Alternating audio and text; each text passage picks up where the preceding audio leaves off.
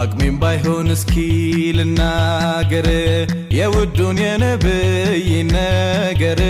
ይኑር እንጂ ሆዴን እያባሰው ወይ ከትቤ ጽፌም አልጨርሰው። ሰላም አለይኩም ዘይኔ ዘይኔ ያ ቁረተ አይኔ ዘይኔ ዘይኔ ያ ቁረተ አይኔ ዘይኔ ዘይኔ ለዓለሙ ኑር ለዓለሙ አይነታ አንዱ ልቤ ቆየ ከተረታ ስስቴ ኖት የነፍሴ ደስታ